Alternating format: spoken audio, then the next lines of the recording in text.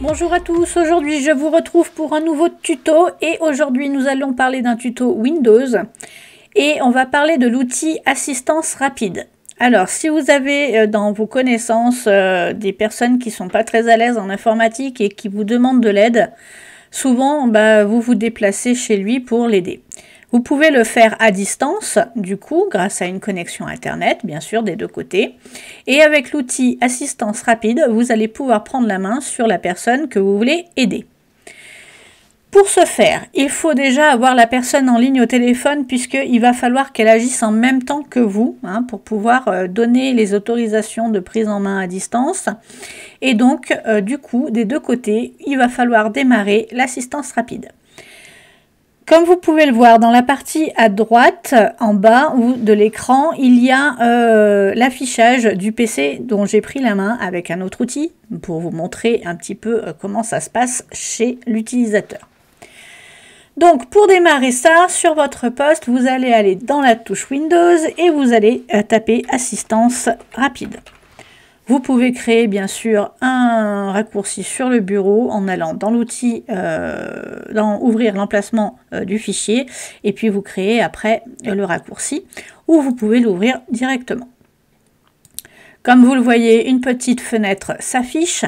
Bien sûr, sur le poste de la personne que vous allez aider, il faut faire la même chose. Alors là, j'avais créé un petit raccourci rapide pour vous montrer. D'accord? Et donc, de son côté, elle aura exactement le même affichage. Ok?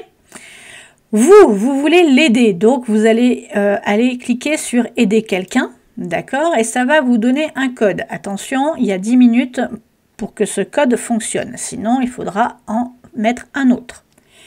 Vous donnez ce code à l'utilisateur que vous souhaitez aider et il va taper ce code dans le champ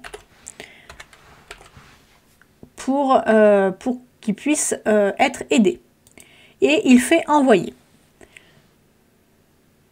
Des deux côtés, vous voyez que la synchronisation est en train de se réaliser. D'accord? Et chez la personne aidée, il va devoir autoriser le partage de l'écran. Pour le moment, c'est un partage juste visuel, d'accord?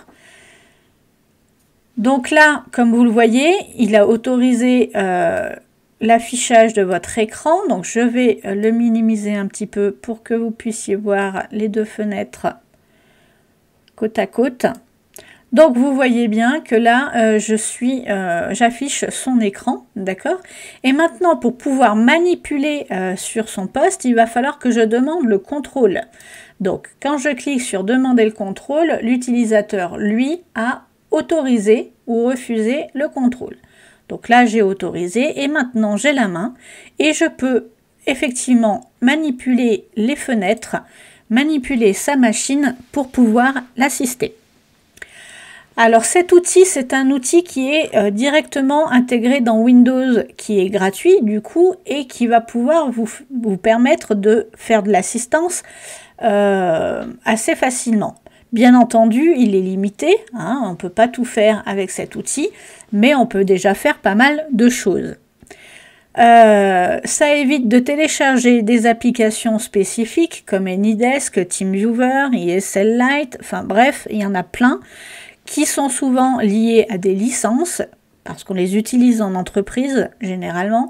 Donc c'est vrai que quand on est utilisateur lambda et qu'on veut aider quelqu'un, on n'a pas besoin d'aller télécharger et faire télécharger cet outil à l'utilisateur derrière. D'accord? Donc c'est un outil qui est pratique, je vous le conseille et je vous laisse tester tout ça. Je vous souhaite une bonne journée et je vous retrouve très prochainement dans une autre vidéo.